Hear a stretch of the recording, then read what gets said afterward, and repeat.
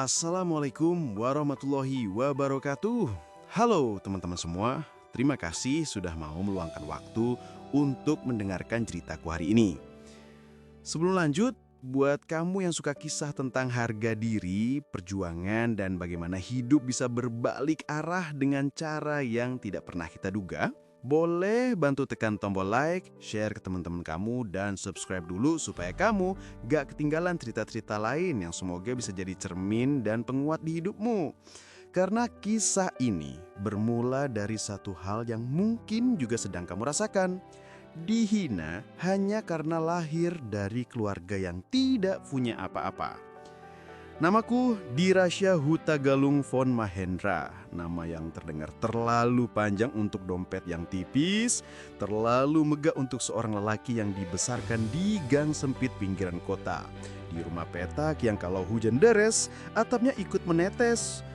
Aku lahir dari ibu berdarah Batak Toba yang keras kepala dan ayah keturunan Jawa Belanda yang tersesat di tanah perantauan tanpa banyak bekal selain ijazah SMA dan keberanian. Sudah kecil, aku sudah akrab dengan kalimat-kalimat seperti, "Nanti kalau kamu sukses, jangan malu ngaku anak orang susah ya, Res." Waktu itu ya aku hanya ketawa, belum paham betapa dalamnya doa yang diselipkan di balik kalimat bercanda itu. Aku tumbuh di lingkungan di mana suara motor bocor lebih sering terdengar daripada suara mobil, di mana bau gorengan murah dari gerobak di ujung gang lebih akrab di hidungku daripada wangi kopi mahal di kafe ber-AC.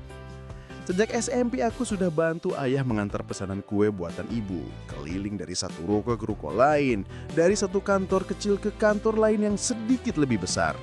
Di sela-sela itu, aku belajar satu hal.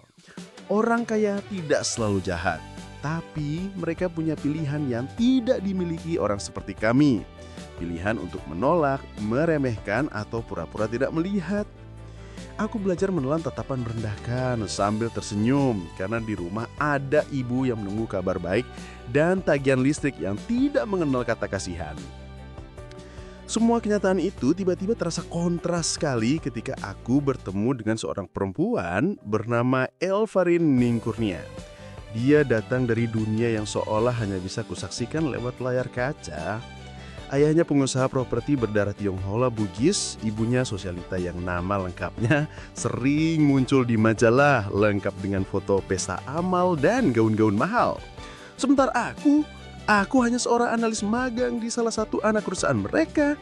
Datang setiap hari dengan kemeja yang kusetrika sendiri, sepatu yang solnya sudah pernah dilem 2 kali, dan kartu identitas yang menggantung di leher seperti pengingat bahwa aku hanya bagian kecil dari mesin besar yang mereka miliki. Perkenalanku dengan Elvarin terjadi bukan di gala dinner mewah, bukan di ruang rapat penting, tapi di ruang arsip yang bau kertas dan debu. Hari itu dia nyasar mencari dokumen lama milik ayahnya, sementara aku sedang membongkar kotak-kotak map yang menumpuk sampai hampir menyentuh plafon. Dia datang dengan aroma parfum mahal dan langkah yang agak terburu-buru, tapi senyumnya tidak dibuat-buat. Untuk pertama kalinya dalam waktu lama, aku merasa dilihat bukan sebagai anak magang yang bisa disuruh-suruh, tapi sebagai manusia yang kebetulan sedang berada di ruangan yang sama. Dari obrolan singkat tentang dokumen, kami pelan-pelan beralih ke obrolan tentang musik, buku, sampai kebiasaan buruk menunda pekerjaan yang ternyata kami sama-sama punya. Hubungan kami tumbuh pelan-pelan seperti tanaman liar di sela beton.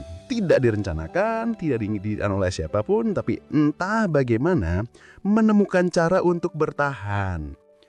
Kami sering makan siang bareng di kantin belakang kantor yang jelas-jelas tidak masuk standar lidah ibunya. Kadang dia ikut naik motor bututku pulang sampai depan gang dengan helm pinjaman yang catnya sudah mengelupas. Di situ aku mulai sadar ada jurang melebar di antara kami yang belum tentu bisa dijembatani oleh hal-hal manis semacam cinta itu tidak menaik status. Jurang kita bernama nama keluarga, rekening bank, dan gengsi sosial. Tapi seperti kebanyakan orang yang sedang jatuh cinta, Aku dengan bodohnya berani bermimpi.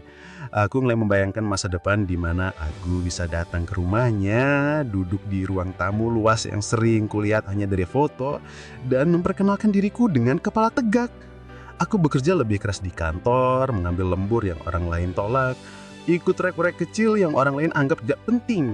Dalam kepalaku yang naif, aku berpikir, kalau aku bisa naik posisi, kalau gajiku naik, kalau aku bisa sedikit lebih mapan, mungkin saja ayah dan ibunya bisa melihatku dengan cara yang berbeda. Hari ketika Elverin ngajakku kenal resmi dengan keluarganya, sebenarnya sudah cukup untuk membuat lututku lemes. Aku datang dengan kemeja terbaik yang kupunya, celana bahan yang kupinjam dari sepupuku, dan sepasang sepatu yang kubeli bekas dari seorang teman kantor yang baru ganti gaya hidup. Di sepanjang perjalanan naik ojek online ke rumahnya, aku mengulang-ulang dalam hati kalimat perkenalan yang terdengar sopan tapi tidak memelis. Aku tidak mau datang sebagai pengemis restu. Aku ingin datang sebagai lelaki yang meski dompetnya tipis, masih punya harga diri yang tebal. Rumah Elverin jauh di atas semua bayanganku. Pagar tingginya, taman rapi dengan lampu-lampu kecil, suara air mancur di depan. Semuanya seperti diambil langsung dari brosur perumahan elit yang dulu hanya bisa kulihat dari stand pameran mall. Saat pintu kayu besar itu dibuka oleh seorang asisten rumah tangga berseragam, aroma wangi mahal langsung menyambut bercampur dengan dinginnya AC yang menusuk pori-pori kulitku yang terbiasa dengan panasnya gang sempit. Aku melangkah masuk dengan hati-hati, takut sepatuku yang tidak seberapa ini meninggalkan jejak kotor di lantai marmer mengkilau yang mungkin harga satu kepingnya lebih besar dari gaji syukur aku sebulan. Di sanalah, di ruang tamu yang terlalu dingin untuk dadaku yang sedang berdebar, aku mulai mengerti bahwa hari itu bukan sekedar pengenalan. Hari itu adalah persidangan pertama di mana aku duduk sebagai terdakwa. Lelaki miskin yang berani-beraninya bermimpi melamar anak dari keluarga yang semua kekayaannya bisa membuat kampungku pindah level datang semalam. Dan aku belum tahu kalimat-kalimat yang keluar setelahnya akan menempuh sebegitu lama di kepalaku sampai satu hari 5 tahun kemudian justru menjadi bahan bakar saat aku mengetuk pintu rumah ini lagi. Bukan sebagai anak muda Kiku yang minta diakui, tapi sebagai seseorang yang datang membawa posisi dan nama yang sama sekali mereka tidak duga. Hari itu, di ruang tamu yang wangi dan terlalu dingin untuk ukuran lelaki kampung sepertiku, aku duduk di ujung sofa seolah setiap sentimeter busa empuk itu sedang menguji keberanianku. Elverin duduk sedikit lebih dekat ke arah ibunya, seperti sebuah penyataan halus bahwa ia berasal dari sisi dunia yang berbeda denganku. Tangan kami sempat hampir bersentuhan, tapi dia buru-buru merapatkan jarinya ke pangkuannya sendiri. Mungkin sadar bahwa setiap gerakan kecil akan diawasi. Ayahnya membuka percakapan dengan pertanyaan-pertanyaan standar. Kerja di mana? Sudah berapa lama? Posisi apa? Gaji berapa? Nada suaranya tenang. Tapi tiap kata terasa seperti baris angka di laporan keuangan. Dingin, objektif, dan tidak menyisakan ruang untuk rasa kasihan. Aku menjawab sejujur mungkin, menahan diri untuk tidak terdengar memelas ataupun sok percaya diri. Di kepalaku, aku berkali-kali mengingatkan diri sendiri. Yang kubawa ke ruangan ini bukan kekayaan, tapi niat baik dan tanggung jawab. Semua masih bisa kutahan, sampai giliran ibunya yang angkat bicara. Kalau ayahnya menilai lewat angka, ibunya menilai lewat garis halus yang mungkin tidak pernah kupikirkan. Merek kemeja yang kupakai, cara aku menyebut nama keluargaku, bahkan cara aku menyilangkan kaki. Dia bertanya tentang rumah dengan nada seolah-olah hanya ingin tahu, tapi ujung matanya tersenyum tipis saat mendengar aku masih tinggal di gang sempit bersama orang tuaku. Pertanyaan berikutnya tentang apakah aku menanggung keluarga. Apakah aku punya kendaraan sendiri atau masih naik motor? Dan apakah aku punya tabungan cukup untuk mengajak anaknya hidup layak? Kata layak itu diucapkan dengan tekanan halus seolah dunia tempat aku dan Elverin hidup selama ini hanyalah latihan berakah. Kan standar sebenarnya baru dimulai di depan pintu rumah mereka. Lalu kalimat itu meluncur, ringan tapi menampar keras. Diucapkan sambil setengah tertawa. Tapi justru karena itulah rasanya lebih menyakitkan. Intinya jelas, mereka menganggapku bukan calon yang masuk akal. Bagiku, bukan kata-kata kasarnya yang paling membekas, tapi cara mereka membuat kemiskinan terdengar seperti penyakit menular yang harus dijaga agar tidak mengotori nama keluarga. Ibu Elvarin nyatakan, hak semata wayangnya tidak mungkin dititipkan pada laki-laki yang masih sibuk menambal hidupnya sendiri. Dia tidak ingin cucunya nanti repot mikirin cicilan atau kontrakan. Di sela-sela penjelasan panjang itu, aku menyadari satu hal pahit. Buat mereka, cinta yang kami rawat diam-diam di kantin belakang kantor itu hanyalah hobi sementara yang lucu, bukan sesuatu yang pantas dibawa ke meja perundingan keluarga. Elvarin coba bicara, suaranya pelan, nyaris tenggelam oleh lantai marmer yang memantulkan dingin ke seluruh ruangan. Dia bilang kami bisa berjuang sama-sama, bahwa tidak semua kebahagiaan harus diukur dari saldo rekening. Tapi setiap kalimat yang keluar dari bibirnya dipotong, dipelintir, dan dikembalikan dalam bentuk yang membuatnya terdengar kekanakan. Kata ibunya, kamu itu belum pernah susah beneran. Jadi kamu pikir cinta bisa bayar listrik, bisa bayar sekolah anak? Aku menunduk bukan karena mengiyakan, tapi karena sedang berusaha keras menahan kata-kata yang kalau sampai lolos mungkin akan membuat suasana meledak. Dalam hati, aku ingin berteriak bahwa aku sudah kenyang hidup susah. Tapi aku juga tahu, di hadapan orang-orang seperti mereka, pengalaman susahku tidak akan pernah masuk hitungan. Ketika akhirnya pembicaraan mengerucut ke satu titik, penolakan halus yang disemarkan sebagai kekhawatiran orang tua, dadaku terasa sesak seperti terikat tali yang ditarik terlalu kenceng. Mereka bilang, lebih baik kami fokus dulu ke karir masing-masing. Lebih baik tidak mengikat hubungan terlalu jauh. Dan lebih baik membuka kesempatan bertemu orang yang lebih selevel. Kata selevel itu meluncur lagi. Kali ini tidak lagi halus, melainkan telanjang. Saat itu juga aku seperti bisa melihat jelas peta dunia yang mereka pakai. Di satu sisi, keluarga mapan dengan nama panjang dan bisnis di mana-mana. Di sisi lain, keluarga seperti kami yang namanya hanya tertulis di kartu keluarga dan buku sekolah. Jurang itu ternyata bukan hanya soal uang, tapi juga tentang siapa yang mereka anggap pantas duduk di meja mereka. Pulang dari rumah itu, langit terasa lebih rendah daripada biasanya. Di atas ojek online yang membawaku kembali ke gang sempit, aku memandangi kota lewat sela-sela helm yang kacanya sudah buram. Lampu-lampu gedung tinggi yang dulu terlihat indah, malah terasa seperti puluhan pasang mata yang ikut menertawakan mimpi seorang laki-laki miskin yang berani melempar ke keluarga yang salah alamat. Sampai di rumah, ibuku menyambut dengan senyum harap-harap cemas. Aku hanya bilang singkat, belum jodoh Bu. Lalu masuk kamar sebelum mataku sempat bertemu pandangannya lebih lama. Di dalam kamar sempit itu, di antara tembok yang catnya mulai mengelupas, aku duduk lama memandangi langit-langit. Kalimat-kalimat hinaan itu berputar seperti kaset rusak di kepalaku. Tapi di sela-selanya ada sesuatu yang pelan-pelan tumbuh. Rasa marah yang tidak lagi hanya kepada mereka, tapi juga kepada diriku sendiri. Beberapa hari setelah kejadian itu, hubungan kami, aku dan Elvarin, mulai retak tanpa perlu ada yang berkata putus secara eksplisit. Pertemuan di kantor terasa kaku, pesan singkat mulai jarang, dan setiap kali kami mencoba membahas masa depan, bayangan ruang tamu dingin itu datang lagi seperti hantu yang tidak mau pergi. Di satu sisi, aku ingin berjuang, ingin membuktikan bahwa pandangan mereka salah. Di sisi lain, aku mulai sadar bahwa mempertahankan hubungan berarti memaksa Elvarin berdiri di tengah dua dunia yang sama-sama menarik lengannya ke arah yang berbeda. Aku bukan tidak cinta, justru karena aku cinta, aku mulai bertanya-tanya. Adilkah baginya jika harus terus-menerus menjadi jembatan antara orang tuanya dan laki-laki yang tidak mereka terima sejak awal?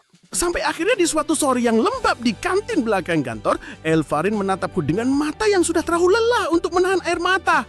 Tanpa banyak kata, kami berdua tahu bahwa cerita kami sampai pada titik di mana cinta saja tidak cukup untuk melawan kenyataan. Dia bilang, mungkin suatu hari nanti keadaan akan berbeda. Mungkin suatu hari nanti aku akan datang lagi dengan versi diriku yang lebih baik. Kalimat itu seharusnya memberiku harapan, tapi justru terasa seperti imbuhan halus untuk mundur teratur. Aku mengangguk. menelan semua rasa sakit yang menggumpal di tenggorokan.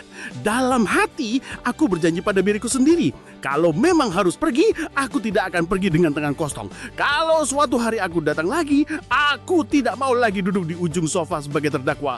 Aku ingin datang sebagai seseorang yang bahkan mereka pun tidak akan berani remehkan. Malam-malam setelah perpisahan itu terasa panjang dan sunyi. Suara motor yang lewat di depan gang, teriakan anak-anak kecil yang masih main sampai larut malam, bahkan suara ibu-ibu yang ngobrol di depan rumah, semuanya terdengar jauh. Di kamar, aku membuka kembali CV Kusam yang sudah berkali-kali kuperbaharui, tapi jarang mendapat panggilan. Aku menatap daftar pengalamanku yang tidak seberapa dan merasa kecil sekali. Tapi kali ini, rasa kecil itu tidak berubah jadi pasrah. Justru di titik serendah itu, aku merasakan sesuatu yang selama ini mungkin hanya jadi slogan motivasi murahan. Keinginan untuk keluar dari lingkaran yang sama, bukan demi mereka, bukan demi membuktikan apapun kepada calon mertua yang sudah jelas menolakku, tapi demi diriku sendiri dan demi ibu yang selalu bilang, kalau kamu sukses, jangan pernah minta maaf karena datang dari rumah kecil ini. Tanpa banyak drama, aku mulai mengambil keputusan yang tidak pernah berani kuambil sebelumnya. Mengirim lamaran ke perusahaan yang lebih besar, meskipun peluangnya tipis. Menerima tawaran kerja sampingan untuk belajar hal-hal yang di luar job deskku. Dan pelan-pelan menabung. Bukan hanya uang, tapi juga pengalaman. Setiap lelah, wajah Ibu Elvarin yang memandangku dari ujung sofa itu kembali muncul. Alih-alih membuatku ciut, bayangan itu justru berubah jadi pengingat bahwa dunia tidak akan mengecil supaya aku merasa nyaman. Kalau aku ingin duduk di bidang yang berbeda, aku harus rela keluar dari ruangan kecil di mana aku selama ini merasa aman. 5 tahun ke depan masih terlihat gelap dan samar. Tapi untuk pertama kalinya dalam hidup, aku siap melangkah ke arah yang bahkan aku sendiri belum sepenuhnya mengerti. Yang aku tahu, aku tidak mau lagi diingat hanya sebagai laki-laki miskin yang pernah berani melamar keluarga yang kaya. Aku ingin suatu hari nanti ketika namaku disebut, mereka mau tidak mau harus menyebut juga apa yang kulakukan setelah hari itu. 5 tahun itu tidak terasa seperti waktu, tapi seperti jarak. Jarak antara lelaki yang dulu duduk kaku di ujung sofa ruang tamu keluarga kaya, dengan lelaki yang setiap hari pulang larut malam dengan kemeja basah keringat dan kepala penuh angka. Setelah pertemuan memalukan di rumah Elvarin, aku memutuskan satu hal. Aku tidak mau lagi berdiri di pintu orang, mengetuk dengan harapan mereka berbaik hati membukakan jalan. Kalau aku ingin masuk ke ruangan yang sama, aku harus membangunnya sendiri, pelan-pelan, meski dari lantai paling bawah. Jadi ketika ada tawaran pindah ke kota lain untuk posisi yang sedikit lebih baik di perusahaan distribusi nasional, aku tidak banyak berpikir. Dengan satu koper dan restu seadanya dari orang tua, aku meninggalkan gang sempit itu, meninggalkan juga setiap sudut kota yang menyimpan wajah Elvarin dan keluarganya. Di kota baru, aku memulai hidup sebagai orang asing yang tidak dikenal siapa-siapa. Tidak ada lagi kantin belakang tempat aku dan Elvarin biasa mencuri waktu. Tidak ada lagi gang kecil dengan ibu-ibu yang suka bergosip tentang siapa yang menikah duluan. Yang ada hanya kos kecil dengan dinding tipis, bunyi AC tetangga yang kadang bocor ke kamarku, dan meja kerja di kantor yang selalu penuh tumpukan laporan. Aku ditempatkan di divisi operasional cabang, menangani distribusi barang ke berbagai daerah. Pekerjaannya jauh dari glamor, mengurus jadwal truk, komplain pelanggan, stok yang nyasar, sampai sopir yang mendadak sakit padahal pengiriman harus jalan. Tapi di dalam kekacauan itulah aku menemukan sesuatu yang tidak pernah kubayangkan sebelumnya. Aku ternyata cukup baik dalam merapikan hal-hal berantakan. Setahun pertama adalah tahun di mana aku lebih banyak diam dan mengamati. Aku memperhatikan pola, bagaimana satu keterlambatan kecil bisa merembet ke banyak cabang. Bagaimana satu keputusan salah di atas bisa membuat orang di lapangan kelabakan. Aku mulai membuat catatan sendiri, bukan untuk pamer, tapi sebagai cara mengingat dan belajar. Saat rapat, aku jarang bicara kecuali benar-benar diminta.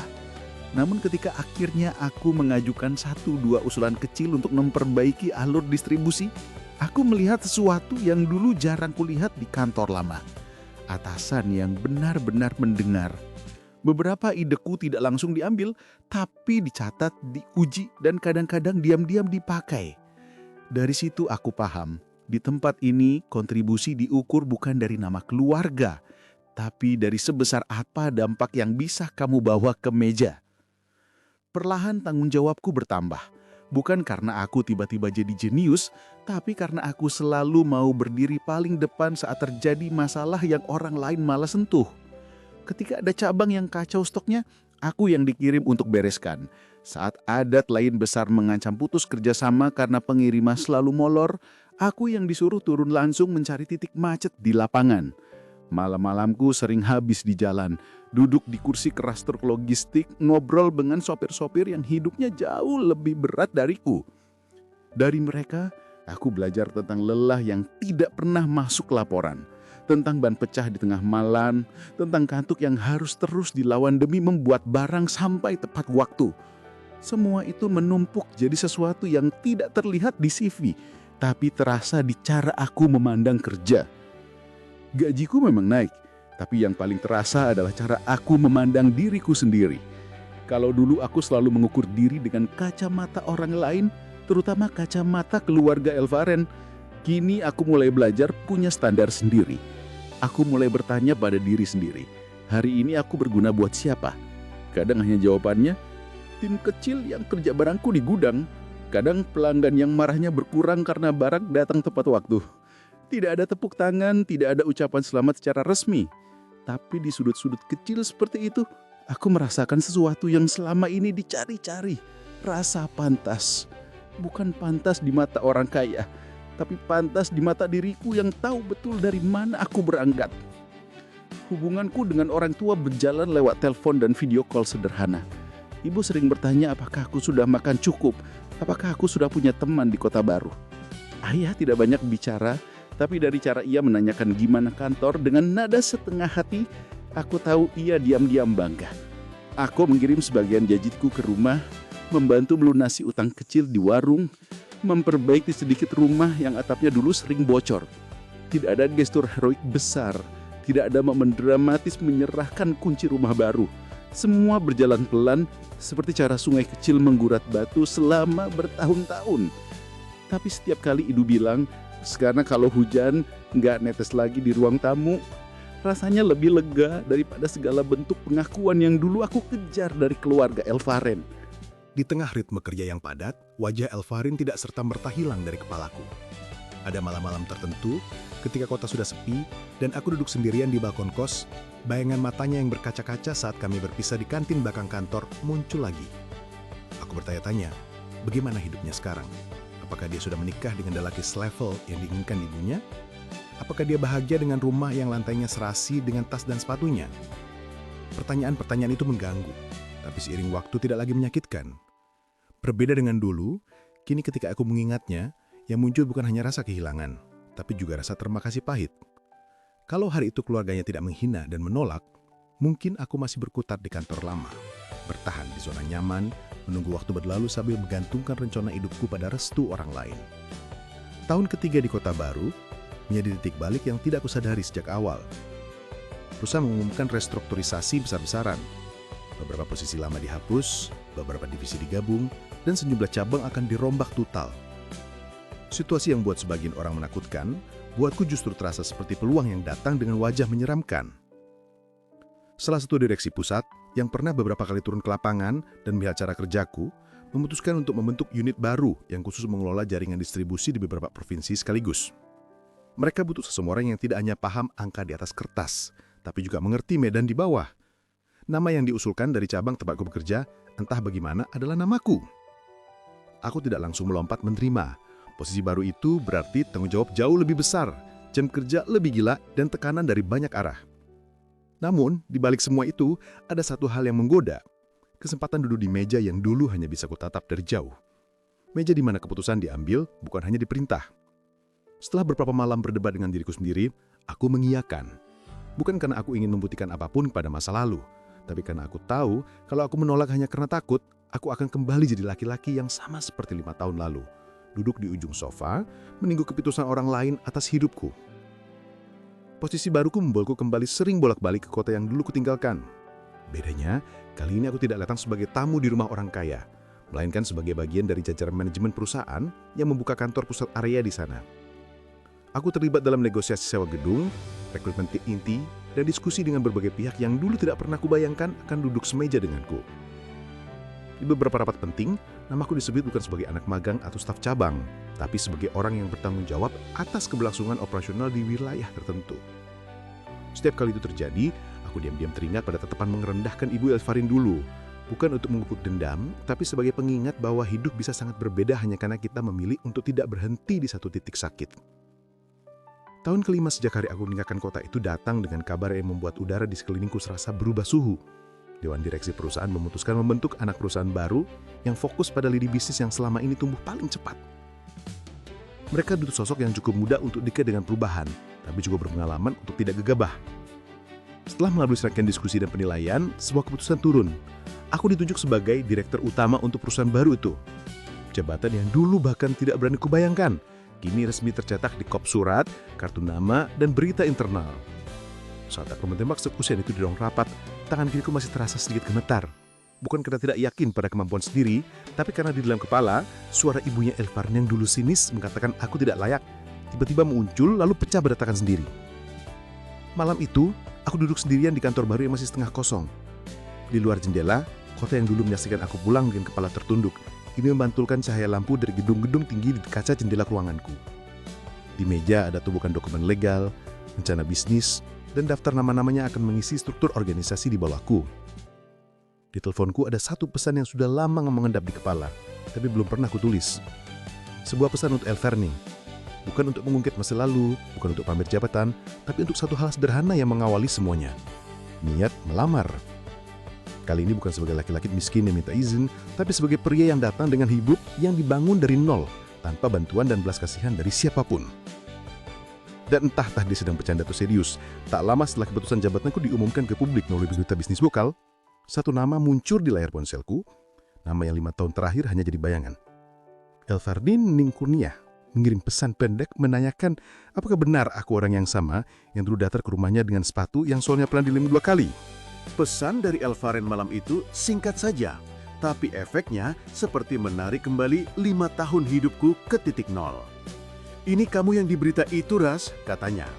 Di bawah kalimat itu, ia menyertakan tangkapan layar sebuah artikel portal bisnis lokal yang menulis tentang penunjukan direktur utama baru di anak perusahaan logistik nasional. Namaku terpampang jelas di sana, lengkap dengan foto formal yang diambil terburu-buru di studio kecil dekat kantor pusat. Aku menatap layar ponsel lama-lama, mengingat kembali versi diriku yang dulu pernah duduk di sampingnya di kantin belakang kantor sambil menghitung sisa uang makan. Rasa yang muncul bukan lagi sesak seperti dulu, tapi lebih mirip campuran antara lega, canggung, dan sedikit tidak percaya bahwa semua ini benar-benar terjadi.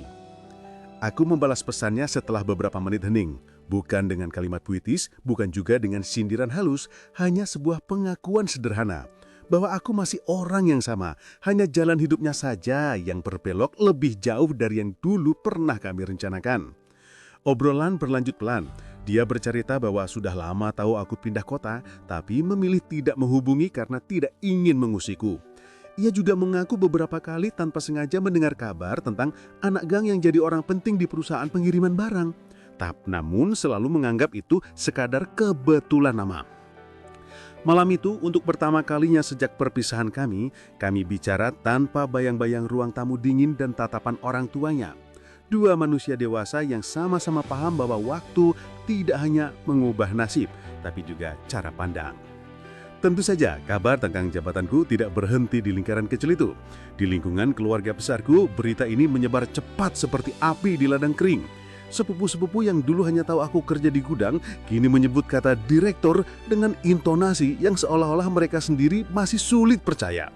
Ibu yang dulu selalu berhitung ketat setiap kali belanja di warung, sekarang lebih sering tersenyum kosong tiap kali tetangga memuji, "Hebat ya anaknya sekarang."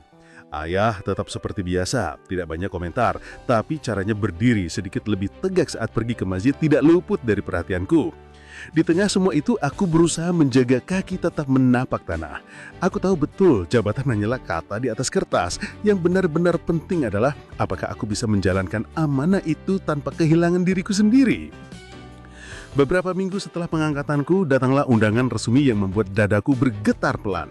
Sebuah pertemuan bisnis antara perusahaan yang kupimpin dengan salah satu grup properti besar yang sedang membutuhkan mitra logistik strategis.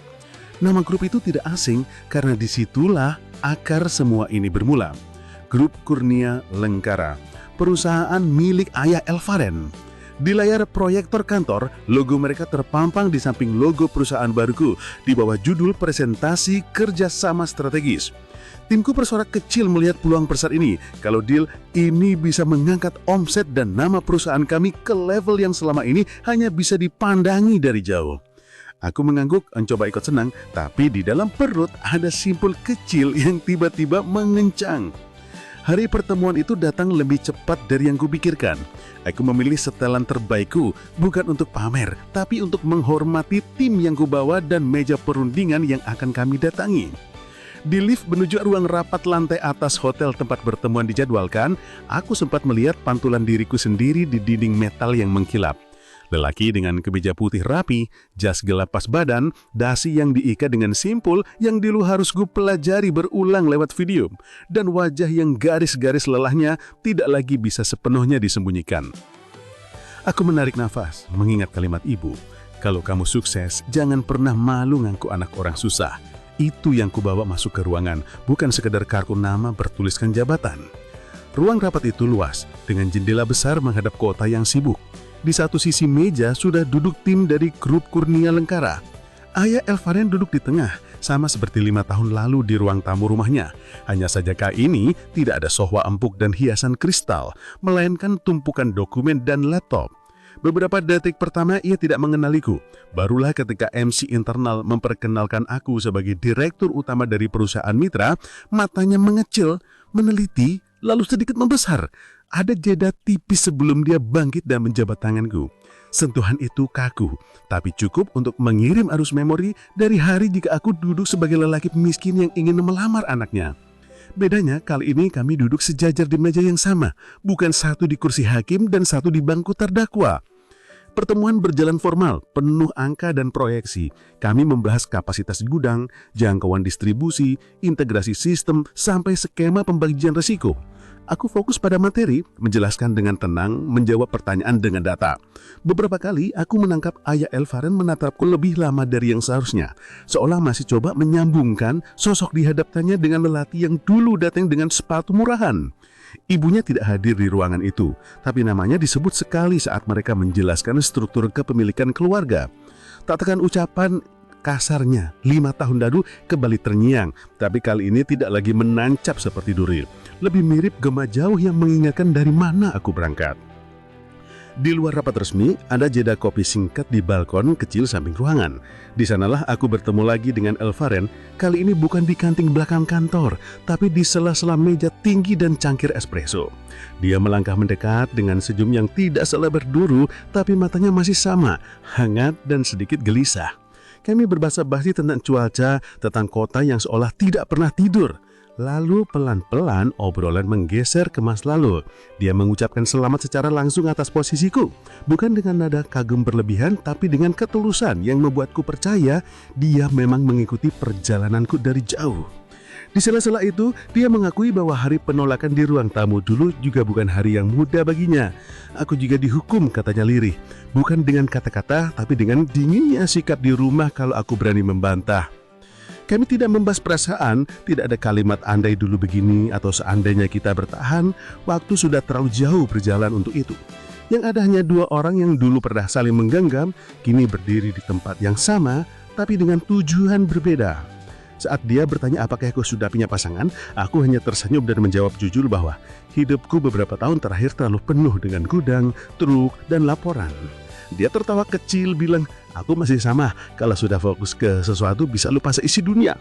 Tawa itu menutup percakapan kami di balkon hari itu, meninggalkan rasa aneh yang tidak bisa disebut sedih, tapi juga bukan bahagia. Rasanya lebih mirip menutup pintu yang lama dibiarkan setengah terbuka, lalu berjalan menjauh tanpa menoleh lagi. Kerja pasangan antara perusahaanku dan grup keluarganya berjalan cukup mulus. Timku dan tim mereka sering berinteraksi, tapi aku berusaha menjaga jarak yang sehat. Aku ingin dikenal sebagai mitra profesional, bukan sebagai mantan calon menantu miskin yang sekarang naik derajat. Di beberapa kesempatan, aku tetap harus datang ke kantor pusat mereka, rapat dengan jajaran direksi yang sebagian besar masih satu keluarga. Di sana aku sempat berpapasan dengan ibunya Elvaren di lorong. Tatapannya tidak sekeras dulu, tapi juga tidak serta-merta hangat. Ada momen singkat ketika kami saling mengangguk, tanda sopan santun yang tidak bisa dihindari di lingkungan bisnis. Di balik mata yang berhias-meriasan mahal itu, aku melihat sesuatu yang dulu tidak ada. Keraguan. Mungkin ia tidak mengingat semua kata yang dulu ia ucapkan, tapi tubuh manusia punya cara sendiri menyimpan jejak rasa malu. Semakin sering aku berurusan dengan mereka, semakin jelas bagiku bahwa balasan dan terbaik adalah bukan membuat orang lain berlutut, tapi bisa berdiri di hadapan mereka tanpa lagi merasa kecil. Aku tidak butuh mereka minta maaf dengan dramatis atau mengakui kesalahan di depan orang banyak. Cukup melihat bagaimana mereka kini memilih kata-kata lebih hati-hati saat membicarakan latar belakangku. Mereka tidak lagi berani menyepelekan orang hanya dari kemeja dan alamat rumah. Sementara aku yang dulu pulang dengan kepala tertunduk dari rumah mereka, kini bisa keluar dari gedung tinggi milik keluarga itu dengan langkah yang sama santainya seperti saat meninggalkan gudang di daerah pinggiran. Di sela-sela kesibukan itu, satu niat yang sejak awal kusimpan pelan-pelan kembali ke permukaan. Niat melamar. Bukan lagi melamar sebagai lelaki yang ingin menjadi menantu, tapi sebagai pihak yang datang membawa tawaran resmi, struktur kerjasama, dan juga satu amplop coklat berisi sebuah undangan kecil. Undangan untuk sebuah pertemuan lain, bukan di ruang rapat hotel atau kantor AC dingin, melainkan di rumah tempat sebuah ini bermula. Rumah dengan lantai marmer mengkilap, sofa empuk, dan ruang tamu yang dulu terasa terlalu besar untuk menampung seorang anak dang seperti aku. Kali ini, aku berniat mengetuk pintu yang sama dengan identitas yang sama, nama keluarga yang sama, asal-usul yang sama, tapi dengan satu tambahan, diriku yang sudah tidak lagi meminta diakui, melainkan datang menawarkan sesuatu yang jauh lebih sulit mereka tolak. Dan entah mengapa, bayangan berdiri lagi di ruang tamu itu, 5 tahun setelah semua hinaan, tidak lagi menakutkan. Yang kurusakan justru rasa ingin tahu seperti apa wajah mereka ketika tahu bahwa lelaki yang dulu mereka anggap tidak layak, kini datang bukan untuk minta diakui sebagai bagian dari keluarga, tapi menyodorkan sesuatu yang jauh lebih sulit mereka torak. Hari itu, 5 tahun setelah aku pertama kali melangkah gugup ke rumah mereka, aku kembali berdiri di depan pagar tinggi yang sama. Bedanya, aku tidak datang dengan ojek online dan kemeja pinjaman. Mobil dinas perusahaan berhenti beberapa meter dari pintu, namun aku memilih turun sedikit lebih jauh. Membeli diriku ruang untuk menarik napas dan menatap ulang rumah yang dulu terasa seperti panggung penghinaan. Pagar besi itu masih kokoh, taman di dalam masih terawat dengan lampu-lampu kecil, dan suara air mancur yang dulu membuatku merasa kecil kini hanya terdengar seperti latar belakang biasa. Di tanganku ada 2 hal. Sebuah map berisi draft kerjasama jangka panjang antara perusahaanku dan grup mereka. Dan sebuah kotak kecil berisi cincin yang tidak lagi kubeli dari sisa gaji bulanan. Asisten rumah tangga yang membukakan pintu kali ini terlihat ragu sejenak sebelum menyadari siapa aku. Rupanya, berita tentang jabatanku juga sudah sampai ke telinga orang-orang yang bekerja di balik layar rumah besar itu. Ia mempersilahkan aku masuk dengan sikap jauh lebih sopan daripada 5 tahun lalu. Bahkan menawarkan minum sebelum aku sempat meminta. Ruang tamu itu tidak banyak berubah. Lantai marmer mengkilap, sofa empuk, lukisan mahal di dinding.